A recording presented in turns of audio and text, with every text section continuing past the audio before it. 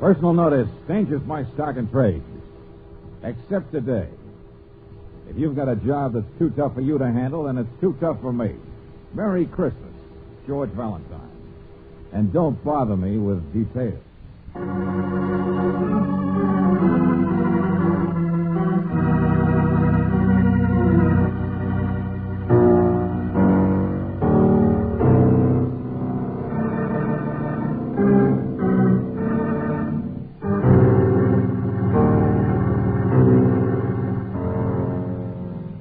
Standard Oil Company of California, on behalf of independent Chevron gas stations and standard stations throughout the West, invites you to Let George Do It.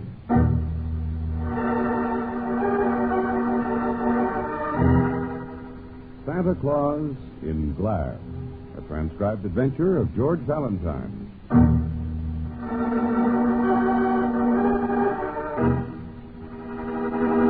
Stabbed, I said. S-T-A-B-B-E-D. Stabbed. This bird's been stabbed. What do you say we should do, George? Listen, Johnson, I don't want to work on Christmas any more than you do, but will Did you... you tell him that's the way we found him, Hold it, George? Betsy. I can't hear. Yeah, that's right, Johnson. He was all trussed up and everything, but... What? Head? What head? He doesn't have one, naturally. That's the point. The knife must have... Oh, I get it, Johnson. Okay, see you later. Well, George? Hey, what happened to the radio? Oh, there we are. For heaven's sake, it's almost 3 o'clock. What did he He say? says, his wife says, just put some stuffing where the butcher tore the skin and shove it in the oven. Oh, thanks. I thought you told me you knew how to cook a duck. Well, I do, stupid, but the skin's too tough to sew. It just never occurred to me to use stuffing at both ends. Relax, I said. You know, I like the way you baked that critter. Just like my mother used to do. Efficiency and tender care. There's a real art to it. Oh, I'm full of old-fashioned virtues. You know, it's funny the things you remember about Christmas. We always had the whole family for dinner, including a spinster aunt who played the little star of Bethlehem on a cornet. Cornet. We had a second cousin who yodeled after he stirred eggnog. Oh, George, after all this time, there's still so many things we don't know about each other. Angel, come here. Come on now, put this one down. Yes, sir. Well, the mistletoe is in the other room, and the kitchen is not very romantic, but, well, this has been a pretty swell Christmas. The best we've ever had together. So all kidding aside.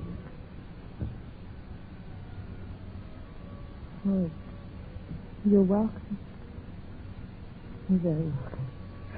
Now, we still have some work in there, setting the table. Yes, George. And some more music to hear. Enough to last us till next year. What's the matter, Butchie? Oh, George, I can't help thinking. I know it's Christmas, but that silly ad you put in the paper, don't bother me with details. Oh, nobody even read it. It's just daring people to bother you, Look, George. it's afternoon already, isn't it? Has anybody been George, don't answer the door. It's too early for anybody for dinner, and it's too late Hey, this is your apartment, not mine. Nobody knows I'm here. Christmas is for us, George, and for happy people. It's not for trouble and danger and all. It's for a little faith in human nature, Angel. Everybody else feels the same way we do. What do you want to bet? This is only a... Well, hello. Who are you? You were looking in the keyhole. Yeah, that's right. It's Merry Christmas. Yeah, same to you. But aren't you liable to get hurt doing that? No, not today. Nobody takes offense. Peace and goodwill. Look, who are you, friend? What do you want? Nothing. I don't want nothing. It's just that, well, Merry Christmas. There you are, Angel. See what I told you? I'm the new elevator man. My name's Bertie. Oh. And according to my list, your name is Miss Brooks. But don't think I haven't noticed you already. You're a lucky man, sir. I said to myself, now there's a young lady with mistletoe in her eyes. Excuse me. I mean, thank you. Just a second. You always get them. Never failed. Mistletoe in their eyes. They kind of like that kind of talk. Okay, so you're a student of human nature.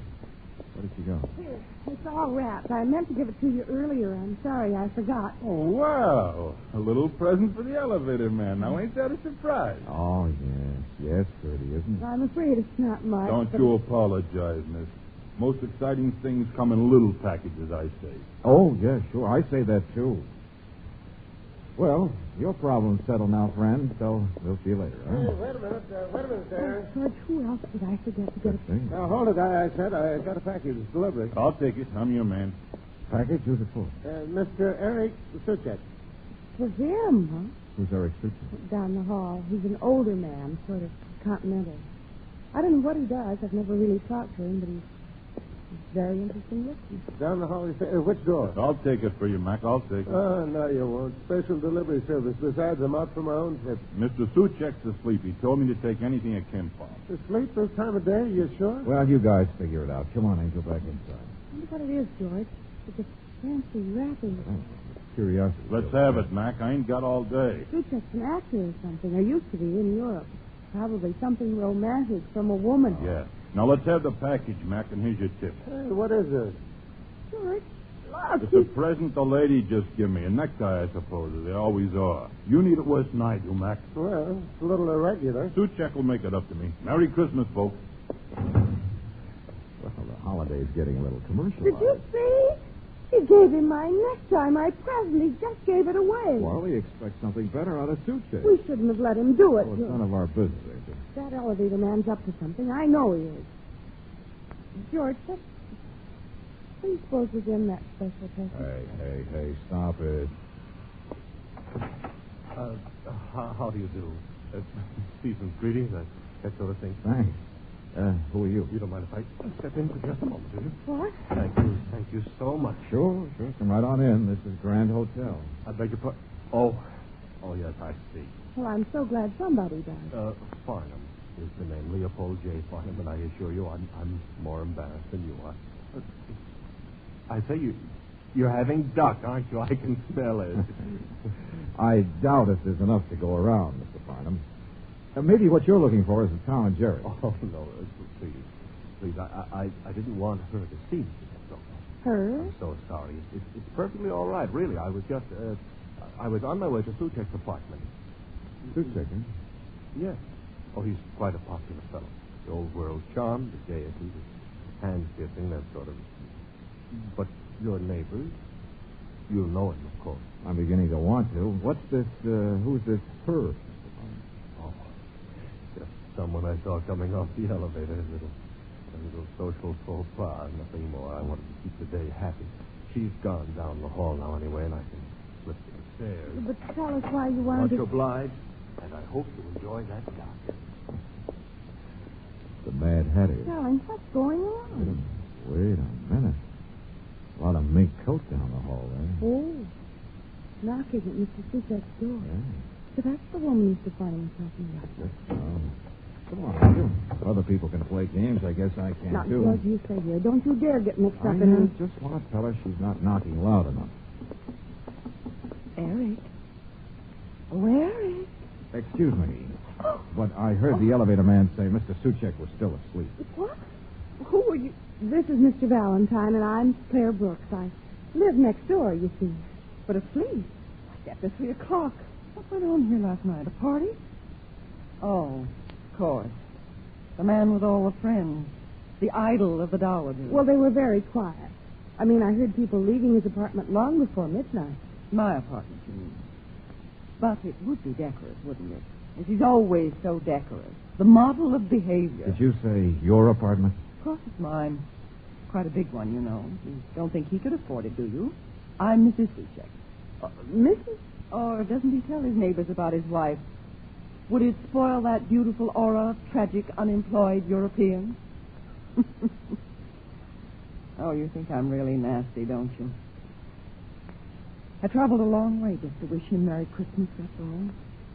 And the road from the country house is such a fright, such a dreadful... I just think you didn't knock loud enough. Mr. Suchek. Hey, Mr. Suchek, wake up. He's really a light sleeper. Mr. Suchek. George? Well, now, take it easy, both of you. But hurry up with the key, will you? Well, I've got it here someplace. I never use it except when I entertain in town once in a while myself. Such a big place, but he takes care of it for me. At least he does that. There's that one, the key? Oh, yes, yes.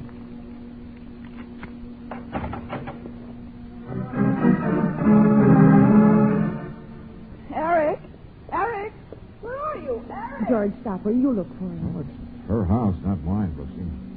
What's the matter with you anyway? What do you expect her to find?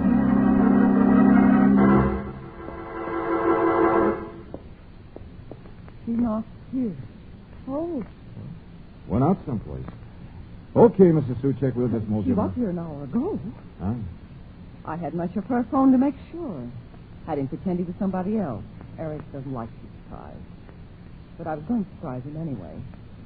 That's why I couldn't understand that sleeping business. funny he didn't wind the clock.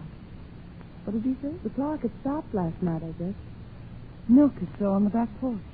Look, his clothes are here. Oh, he just went out someplace. Why, his bed hasn't been slept in. Well, he went out last night, then. There's nothing to get all excited Oh, about. don't leave me. Please don't leave me. All right, Mrs. Suchek. What are you so nervous about? Why do you think something's wrong? Oh, it's Christmas. I don't want to be alone. Oh, I don't know why I didn't stay in the country. There's a wonderful party out there. 16 people for the weekend. And the roads are so frightful. I always give huge parties on Christmas.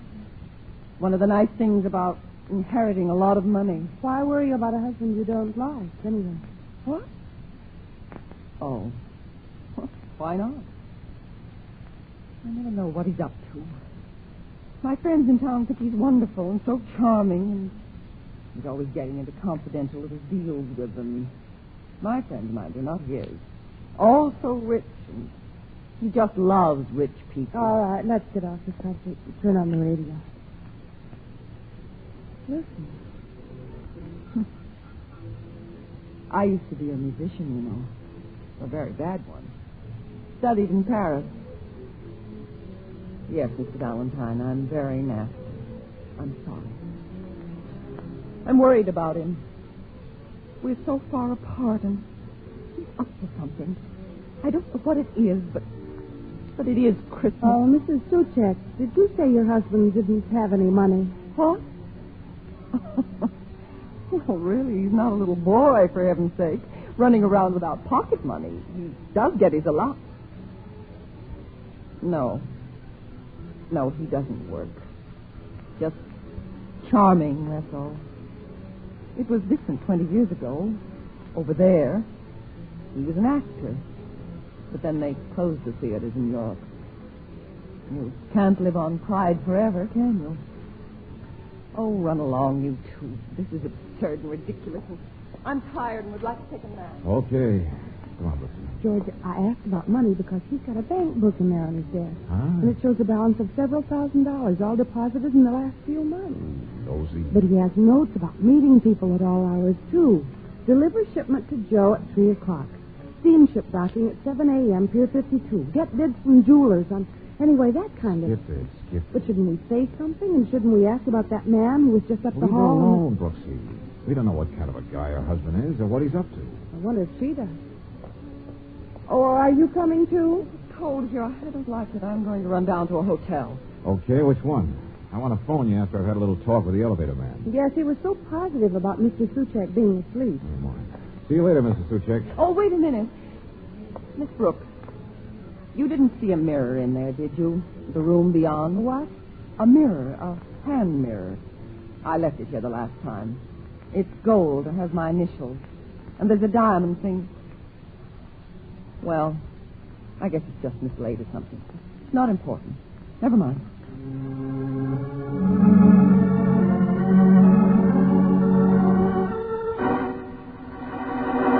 George. Hey, what's the matter with you, friend? Nothing. I'm all right. Bertie, you were just We lying checked both there. elevators, couldn't I'm find fine, I tell But you. look at your room, all your presents. Leave me all- alone. And thank you. Merry Christmas. you. Oh, yeah, very merry one. Buster, who hit you? Nobody. You didn't catch that mouse with cheese. Nobody. I told you I'm all right. Leave me alone. Oh, yes, and nothing's going on today, and I suppose Mr. Suchek is fine, too. Your big operator friend who sleeps says you. I didn't do nothing and nobody hit me. All these presents. But where's that package of Suchek's, the one you took delivery for? George, it's not here, is it? That's why somebody hit you, Bertie? I don't know a thing. I'm sick of this job anyway, so goodbye and Happy New Year. George, what's going on? What is it? He's not sick of this job. He's just got an angle on a better one. Come on, back up to the lobby. Angle. Everybody's got an angle. But you were right. Somebody must have taken a suit check package away from him, Brooksy. What the heck kind of a thing is this? Excuse me, Mac. Okay, don't mention. Hey, wait a second. You live around here? Know where I can find a guy named Suchek? I got a package for him. Oh, no, not another Let me one. see. Sorry, it's insured. Well, I could take it for him. George. This ain't no Christmas present, buddy. It's from Holland, insured for $5,000. Just tell me what... He's not at home. There's you. I got a phone number on him. I'll find out. And you look so trustworthy. Well, we're telling the truth. He's really not. I know, lady. Just give me the package. What do you think this badge and gun is for, unless it... Hello. Yes. Hello. Not at home, huh? George. What number did you dial? Armored delivery, Mr. Suchek. Oh, yeah, I was expecting you to call. You have a shipment for me. Number upstairs. What do you think, wise guy? Well, there's no apartment number, Mr. Suchek, so if you'll just tell... I don't want it, please. I don't want that one. Not today. It's marked special. I'm sorry. I am home, but you'll have to wait delivery until tomorrow, please. Okay, sir. Not at home. The things people will pull. And on Christmas, too. George, we were just upstairs. He's not there. Quite an operator, suit check for a man with no dough, no job, just a lot of connections through his wife. $5,000 packages. I don't blame Ferdy for getting interested. One of the packages is missing. Yeah. Let's go see this mighty man. Find out what he is up to behind his wife's back. See him, but he's Double not... phone, Angel. It's simple. That's why she thought he was home, too. Her chauffeur phoned earlier, remember? Double phone? Yeah, like some doctors have. A special service. Same number in two places. And he doesn't want people to know. Well, George, it sounds to me more like a double life. Uh-huh. And one of them's not so good.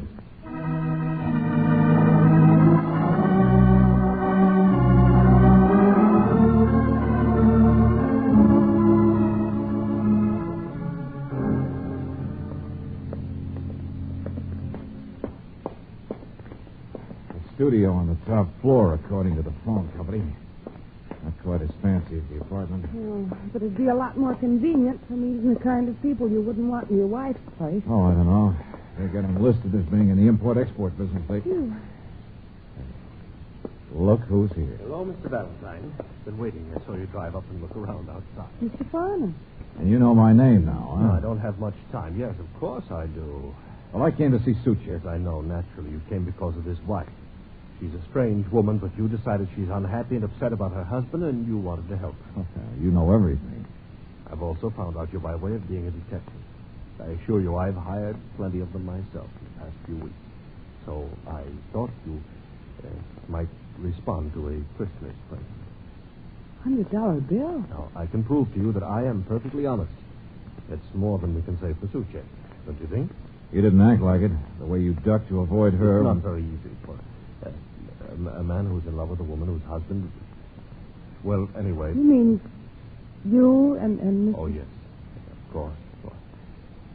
She was with me here just now to talk to one of the boarders in this place and to one of my detectives. Just now. Look, Farnham, what are you... Well, she's going to meet me at the train, and I don't want to keep her waiting. Detectives watching Suchek?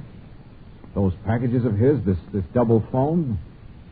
Did you find that he's a crook? I'm trying to explain nothing to you. That's what the $100 is for. I don't want her to be any more upset or to know any more than is necessary. Buster, I'm getting sick and tired of all this fog. Maybe Suchek himself... I don't even know whether he's up there or not. That's not the point, you see. If there's anything crooked, we will turn it over to the police naturally. Then what is the point? And why did you have detectives? Don't you understand the whole thing? Rich, proud woman who wouldn't divorce her husband because, in spite of everything else, he was so desperate. Well, but why that phone? Why these surreptitious visits here? Flowers and wine and perfume. Now, good heavens, you weren't born yesterday, were you? You hear that? Suchek doesn't play the piano. Another woman. Now, I'm sure you understand. It's Christmas. Mrs. Suchek knows all she needs to know now, so let's have no more trouble. Sure. Okay, Farnham. Happy New Year. Thank you. Goodbye. Wait a minute, Brooks. Come on. George, he's right. You're not going to go in Upstairs, there. I said, come on, fast.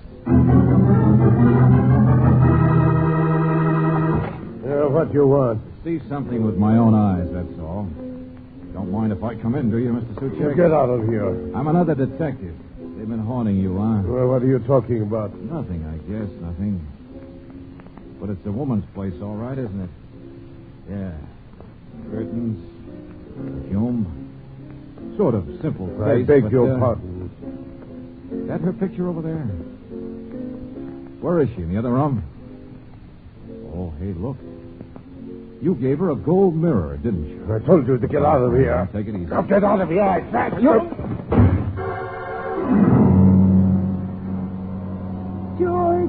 George, you idiot. Going in Never there. mind, never mind. I'm all right. Come on, find me a phone. We're going home. Not until I've got Johnson to pick up that woman. What? You heard me, Mrs. Suchek.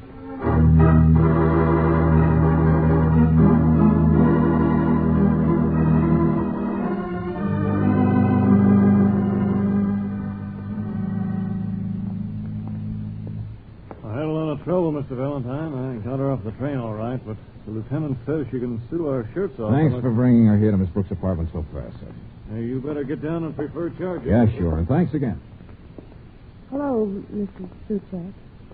You're insane, of course. I'm insane, too, leaving my country place today. No, you're not. Don't open your mouth to me, young man. Take it easy. Take it easy. Where did you get the package? George, it's the same original one. The one that It would be an understatement, wouldn't it, to say that's none of your business? Okay. Mr. Farnham gave it to you. How helpful. Now, will you please explain At least what... he's the only one who was around here to have known that Ferdy, the elevator man, had it. What? Now, that's past history, not important. You're quite a guy, your friend Farnham. You meet up with some choice men. Mr. Valentine, I really think you are insane. I haven't the slightest idea of what on earth you I noticed think before that package has no return address on it. Also pretty fancy wrapping. Now, a member of a family never thinks of a return address. Of course, you've got it again, so what is it? Your Christmas present to your husband? Like a bomb, maybe? Mr. Valentine, we used to be very happy until I became wealthy. Until he became worthless. I know. Like a fish out of water. Both of you. Living high, wide, and handsome. Let's unwrap Huh? it, lady. Oh. Yes, me. Been waiting for you to get back, Valentine. I thought you'd figure it out. Thanks, Ferdy. But is that gun necessary? Yeah. I want the package, lady. No. Give, lady. Buster, you're not a very bright man. All day you've been out for a fast buck. Well, this isn't it. Is that so? But, Mrs. Suchek, I'll have to admit I'm a little curious myself. That's more like it. Here we are. A Santa Claus. How about that? Paint's all chipped. Looks European. Glass. A glass Santa Claus. Well, Mrs. Suchek, I was curious, too. But more about the way you and your husband apparently treated each other. You can't live on pride forever, you said. I don't want to talk about my husband. I know. And Farnham took you over there, and some boarder gave you the gossip. Some detective who'd watched your husband sneak in there once in a while on holidays. And I went over myself, and I heard a phonograph record playing piano music. You used to play the piano, didn't you? Studying music in Paris? George, it was a phonograph? That's what first tipped me. Noel is a French carol, isn't it? What are you talking about? About how Christmas isn't the trouble. That's what you think. Oh, you'll get out of this. Santa Claus is hollow, ain't it? What? They smuggle things in hollow things, don't they? Big operator like Suchek. Oh, they'll break you. Good night, stupid. Oh, grab it, George. Oh. I couldn't reach it in time. There's nothing in it, though, is there? There's not much of Ferdy anymore, either. Oh, no. Please, Mrs. Suchek, stop it. Sorry. Listen to me. Quick. Did Farnham produce a girl who lived in that studio today? I don't want to see her. I don't want to know who she Would your husband give a mirror with your initials on it to somebody else? And that lush apartment of yours down the hall. He hates what that stands for as much as you do, doesn't he? Oh, but you've both got to be so proud. But I'll get back to that other place, the other woman. The secret, simple thing in his life he escapes to sometimes, because I saw it. Yeah, I barged in. But I didn't see her. You what? But I saw her picture, all right. Yeah, a lovely blonde girl. Her clothes are old-fashioned. There's a French taxi cab in the background. Now, don't you understand, Mrs. Suchek? That double life of his is about as sinister as this memory, this Santa Claus you picked to give him for Christmas. It's a picture of a girl who looks just like you about 20 years ago. Mr. Suchek, the other woman is you.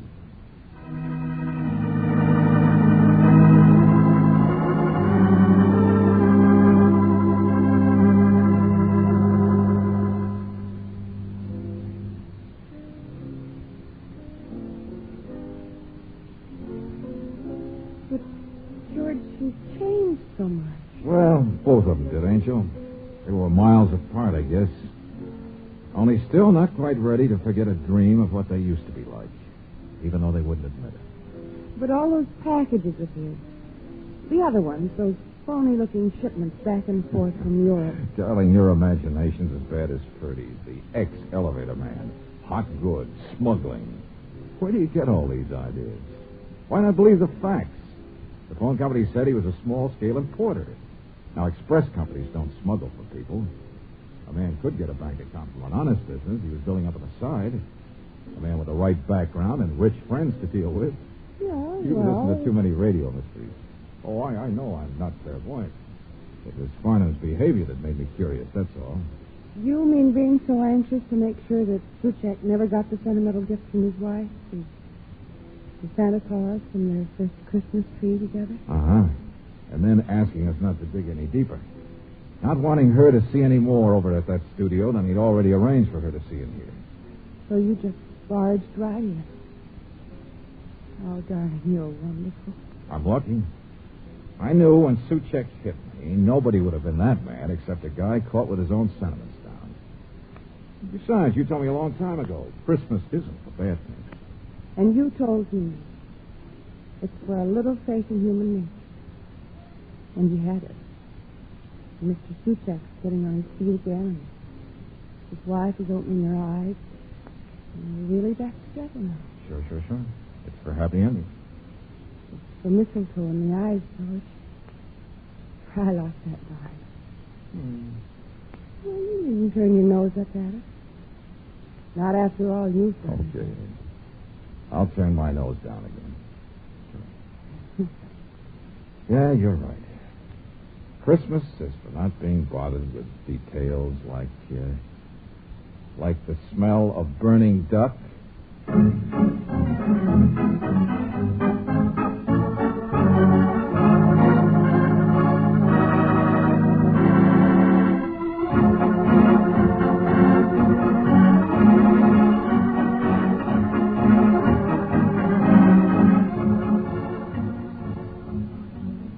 Merry Christmas, everybody. This is John Heaston, hoping that your Christmas Day was everything you wanted it to be. Hoping you were with family and friends, and that you've heard from loved ones who were too far away to make the trip home. For just a moment, here's a friend of yours, George Valentine. Tonight we'll introduce him by his real name, Robert Bailey. Holiday greetings are not my stock in trade. But if you think the job's too tough for me, well, I have news for you. Friends, it's wonderful. It's wonderful to be on the air with you this Christmas time. So, speaking for myself and for everybody in the cast, all I want to say is, we just hope you've had the nicest, happiest Christmas ever. Now here's a word from the sponsors of Let George Do It, from the Standard Oil Company of California, and from the men at independent Chevron gas stations and Standard stations. Here's what the message says. This is the fourth Christmas time we've been on the air with you. So at this very special time, we feel we're talking to old friends when we say to all of you, heartiest Christmas greetings. And thank you for listening. Good night, friends. Be with you again next week.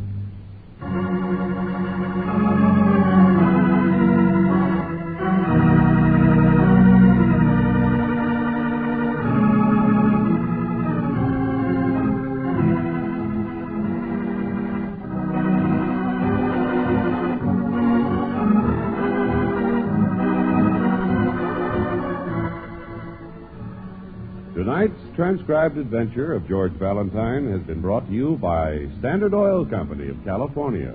on behalf of independent Chevron gas stations and standard stations throughout the West. Robert Bailey is starred as George, with Virginia Gregg as Brooksy. Let George Do It is written by David Victor and Jackson Gillis and directed by Don Clark. Irene Tedrow was heard as Verna, Bob Griffin as Suchek, Larry Dobkin as Farnham, Barney Phillips as Ferdy, and Bob Bruce as the messenger. The music is composed and presented by Eddie Dunstetter, your announcer, John Heaston. Listen again next week, same time, same station, to Let George Do It.